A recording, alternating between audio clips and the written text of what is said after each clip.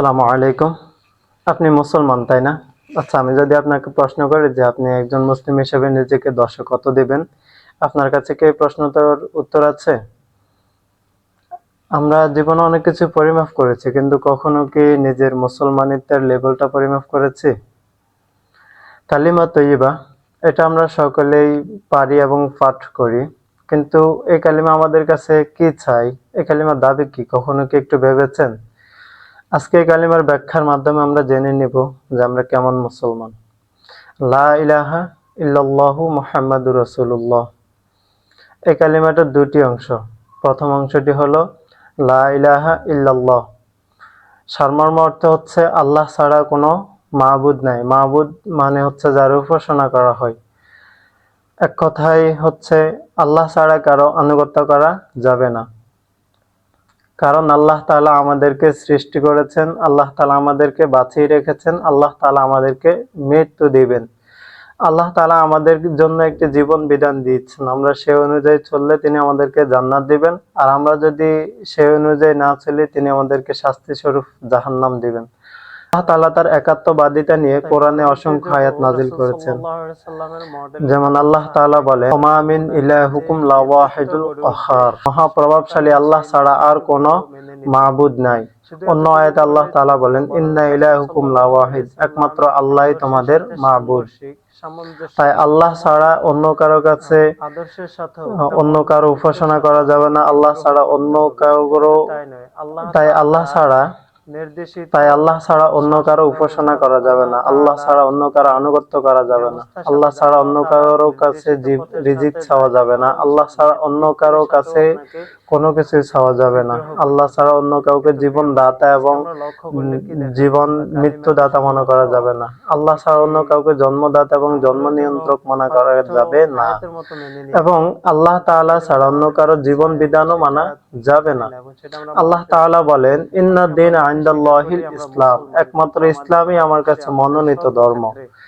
তাহলে আল্লাহ তাআলা ইসলামের মধ্যে যে আমাদের জন্য যে শাসন ব্যবস্থা দিয়েছেন, ওই শাসন ব্যবস্থা ছাড়া অন্য কোনো শাসন ব্যবস্থা মানা যাবে না। আল্লাহ তাআলা দেওয়া শিক্ষা ব্যবস্থা ছাড়া অন্য কোনো শিক্ষা ব্যবস্থা মানা যাবে না। আল্লাহ তাআলার পছন্দনীয় সামাজিক ব্যবস্থা ছাড়া অন্য কোনো সমাজ ব্যবস্থা মানা যাবে না। আল্লাহ তাআলার দেওয়া অর্থ ব্যবস্থা ছাড়া অন্য কোনো অর্থনৈতিক ব্যবস্থাও মেনে নেওয়া যাবে না।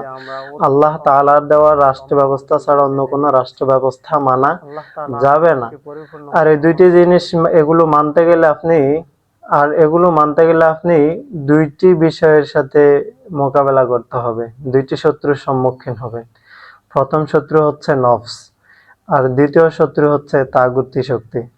এই দুইটি শক্তির সাথে আপনি কিভাবে উত্তীর্ণ হবেন, এটা নিয়ে ভিন্ন লম্বা বিশাল আলোচনা আছে। আল্লাহ তৌফিক দিলে ভিন্ন আলোচনা আসবে। কালিমার দ্বিতীয় অংশটি হলো মুহাম্মাদুর রাসূলুল্লাহ। অর্থ হচ্ছে মুহাম্মদ সাল্লাল্লাহু আলাইহি ওয়াসাল্লাম আল্লাহর রাসূল। কালিমার প্রথম অংশের ব্যাখ্যা হলো, আমরা জীবনের প্রতিটি ক্ষেত্রে একমাত্র আল্লাহরই আনুগত্য করব। কিন্তু মানুষ কিভাবে কোন পদ্ধতিতে আল্লাহ তাআলার আনুগত্য করবে, সেজন্য আল্লাহ তাআলা মুহাম্মদ সাল্লাল্লাহু আলাইহি ওয়াসাল্লামকে তার রাসূল করে পাঠিয়েছেন, এবং মুহাম্মদ সাল্লাল্লাহু আলাইহি ওয়াসাল্লামকে শুধুমাত্র একজন রাসূল হিসেবে বিশ্বাস করলেই হবে না, বরং জীবনের প্রতিটি ক্ষেত্রে রাসূল সাল্লাল্লাহু আলাইহি ওয়াসাল্লামকে মানতে হবে। কারণ রাসূল সাল্লাল্লাহু আলাইহি ওয়াসাল্লাম হলেন আল্লাহর আনুগত্যের জন্য অনুসরণযোগ্য একমাত্র মডেল। রাসূল সাল্লাল্লাহু আলাইহি ওয়াসাল্লাম তার গোটা জীবনে উম্মতের সামনে এটা স্পষ্ট করে তুলে ধরেছেন যে কিভাবে আল্লাহর নির্দেশ পালন করতে হয়, কিভাবে আল্লাহর বিধান কায়েম করতে হয়, এবং কিভাবে আল্লাহ বিরোধী শক্তির সাথে মোকাবেলা করতে হয়। রাসূল সাল্লাল্লাহু আলাইহি ওয়াসাল্লাম এমন একজন বিপ্লবী এবং আদর্শিক নেতা, যিনি তার গোটা জীবনে যা বলেছেন তার সাহাবীদের জন্য, তার উম্মতের জন্য, আগে তিনি তা করে দেখিয়েছেন, এবং যা তিনি নিষেধ করেছেন তিনি নিজেই তা বর্জন করে দেখিয়েছেন। তার কথা এবং কাজ বাস্তবতার সাথে বিন্দুমাত্র অমিল এবং অসঙ্গতি নেই। কিন্তু রাসূল সাল্লাল্লাহু আলাইহি ওয়াসাল্লামের ইন্তেকালের পরে পরোক্ষভাবে এবং প্রত্যক্ষভাবে রাসূল সাল্লাল্লাহু আলাইহি ওয়াসাল্লামের অনুসরণ করা সম্ভব নয়। তাই আল্লাহ তাআলা কোরআনে বলেন, ইয়া আইয়ুহাল্লাযীনা আমানু আতিউল্লাহা ওয়া আতিউর রাসূল ওয়া উলিল আমরি মিনকুম। হে ঈমানদারগণ, তোমরা আল্লাহর অনুসরণ করো এবং তার রাসূলের অনুসরণ করো এবং তোমাদের মধ্যে আমিরের অনুসরণ করো। অন্য জায়গায় রাসূল সাল্লাল্লাহু আলাইহি সাল্লাম হাদিসে বলেন, মান আতাআনি ফাকাদ আতা আল্লাহ ওয়া মান আসানি ফাকাদ আসা আল্লাহ ওমান ইউতিউল আমিরা ফাকাদ আতাআনি ওয়া মান ইয়াসাল আমিরা ফাকাদ আসানি।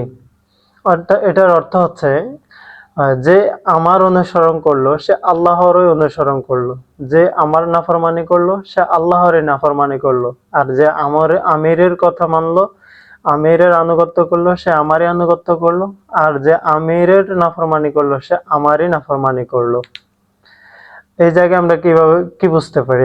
আয়াত এবং হাদিসের মাধ্যমে আমরা বুঝতে পারি যে রাসূল সাল্লাল্লাহু আলাইহি সাল্লামের পরে রাসূল সাল্লাল্লাহু আলাইহি সাল্লামের আদলে এবং মডেলে গড়ে উঠা নেতৃত্বকে আমরা মানতে হবে। অর্থাৎ এবং এক্ষেত্রে আমরা যেমন আল্লাহর আনুগত্যের জন্য রাসূল সাল্লাল্লাহু আলাইহি সাল্লামকে মানব, ঠিক তেমনি রাসূল সাল্লাল্লাহু আলাইহি সাল্লামের নির্ভেজাল আনুগত্যের জন্য আমরা সাহাবায়ে কেরামের অনুসরণ করতে হবে। কারণ সাহাবায়ে কেরামের নেতৃত্ব স্বয়ং রাসূল সাল্লাল্লাহু আলাইহি সাল্লামের আদলে গড়ে উঠেছে এবং রাসূল সাল্লাল্লাহু আলাইহি সাল্লামের কিভাবে আনুগত্য করতে হয় সাহাবায়ে কেরাম তা তাদের জীবন দিয়ে হলেও দেখিয়েছেন। রাসূল সাল্লাল্লাহু আলাইহি সাল্লামের আনুগত্যের জন্য পরাকাষ্ঠা হচ্ছেন সাহাবায়ে কেরাম।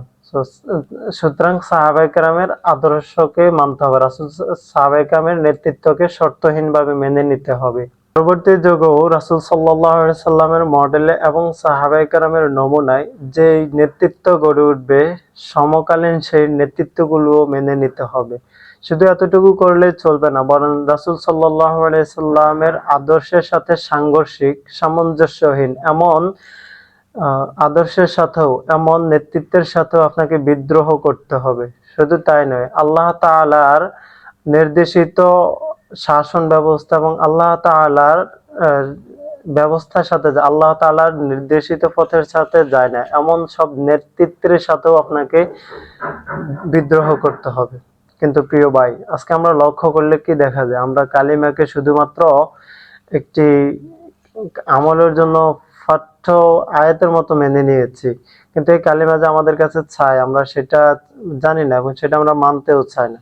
আজকে আমরা মুখে স্বীকার করি আমরা মুসলমান, কিন্তু আমাদের আদর্শে, আমাদের সর্বক্ষেত্রে সমস্ত তন্ত্র মন্ত্র, সমাজ ব্যবস্থা, এগুলোর আমরা অনুসরণ করে থাকি। আজকে মানবতা এত লাঞ্ছিত, এত লুণ্ঠিত শুধুমাত্র এই কারণে যে আমরা এই কালিমাকে আমরা পরিপূর্ণ উপলব্ধি করতে পারি না এবং এই কালিমাকে বাস্তবায়নের জন্য আমরা কাজ করছি না। এর জন্য আজকে মানবতার এই অবস্থা। প্রতিটি মুসলিম দেশে নির্যাতন, মুসলিমরা এত নির্যাতিত সারা বিশ্বে শুধুমাত্র এটার কারণে যে আমরা উন্নত মানব রচিত তন্ত্রমন্ত্রগুলো মেনে নিয়েছি। আল্লাহ তাআলা আমাদেরকে পরিপূর্ণ মুসলমান হওয়ার তৌফিক দান করুক।